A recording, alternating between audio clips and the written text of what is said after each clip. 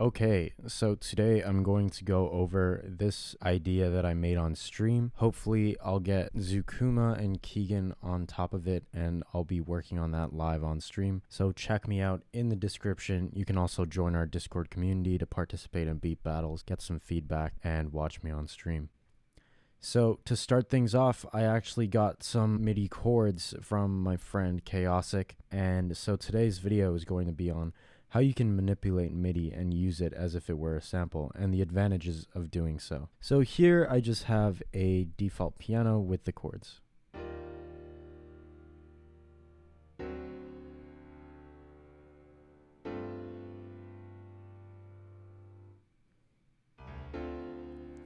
And so I started at 85 BPM as per request of the people in stream. So the first thing I did was load up an instance of Lounge Lizard. So this is just the default, and I just changed the pickup symmetry a little bit. I also used this velocity MIDI effect thanks to OK Sammy. I didn't know about this before, but it's super helpful.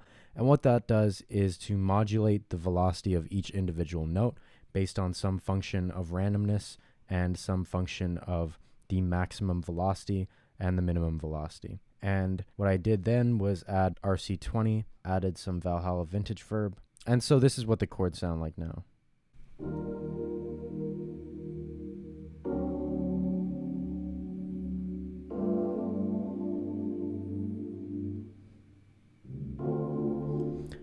What I did from there was start to manipulate the MIDI on my own terms. I also increased the key because when you pitch shift MIDI, it stays the same tone. There's no warping issues in the algorithm like you do have when you warp samples up or down. So what I liked about this was the basic chord structure, but I felt like there were a few things that I could add here and there. And so one of the main things I did was add some strum, and this is what it sounds like before and after. And I did that on a few of the other chords to accentuate them. Other things I did was I let the MIDI play through, and when the MIDI played through, I would hum in my head any melodies or any ideas that I had. You can see the process live on my stream on Twitch. Here you can see that I added just a few melody instances, and this is the final keys that I have.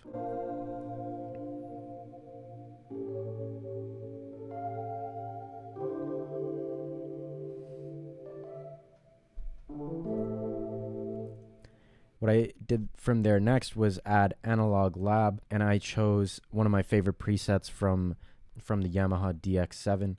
And so that gives me a real like Phil Collins 90s, 80s type of tone. Because the tone of this is much brighter and much more present. This is where I had more melodic sections on the keys, whereas Lounge Lizard acted as kind of like a bass line to fill the frequency spectrum and give it that room. And here's where I can get a little more creative. And so this is what these keys sound like.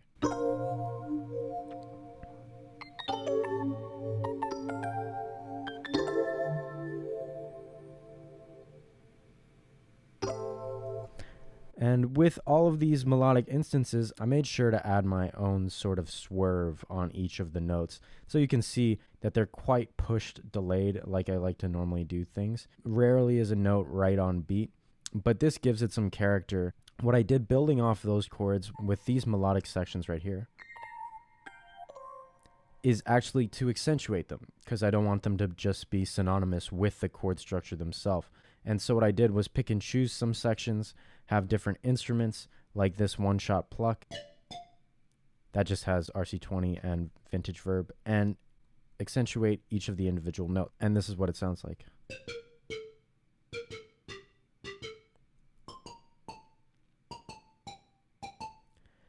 And I decided to do that with other notes, but with some different instruments just to create variation. And so that's my main melodic structure and how I really manipulated the MIDI. And I really did start with the melody on this one because that was the important part and gave me the most flexibility, being able to work with MIDI. So this is what it all sounds like together.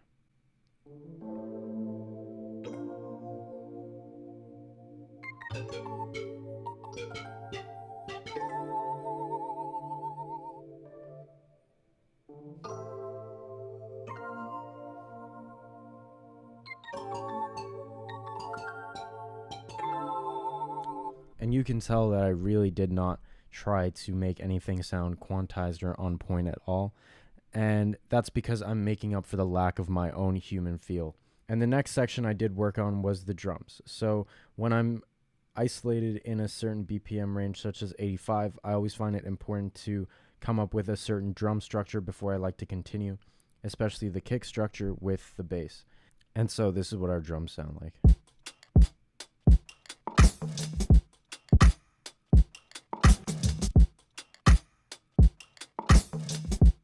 And so these drums are very swung as well, and I wanted to create that using fills, some hi-hat chops. And so what I did here was actually start with the kick.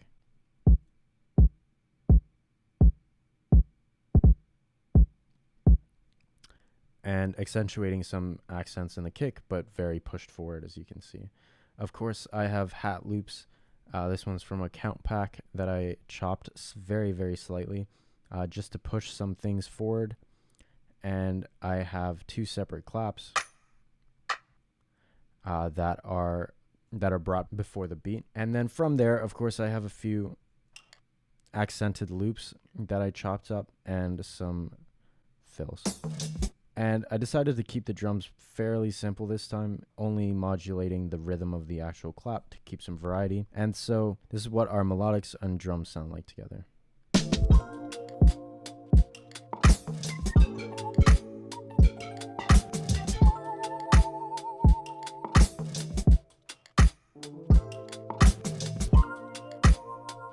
So the next part that I added onto this was the bass. I like to stick with things that I'm comfortable with on stream just to get things moving. And so here I just have my bass and lead, which you can actually get in the Discord, which I gave out to all my subscribers on Twitch.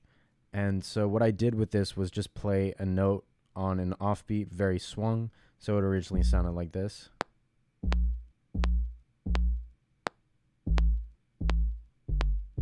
And what I did was just add one on the one, and I wanted to over accentuate that, but I individually made sure that they were consistent even though they were swung, just because I know there's a lot of variety in here and I just want that swing while being fairly stable. And so what I did with the second section is pretty similar. I actually made this bass section first and then the second one over here, and as you can see, I pretty roughly followed the bass notes in the chords. And so from there I continued on and added accents after the fact.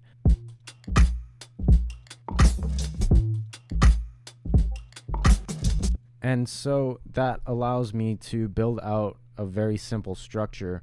And I kind of had the goal of having a vocalist on top, so I didn't want to overdo the production. And then the next day, Kaosic was kind enough to send us this great lead right here.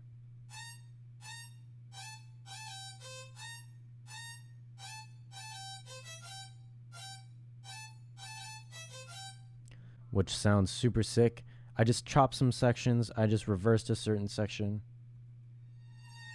And we have a great lead to stack on top of it.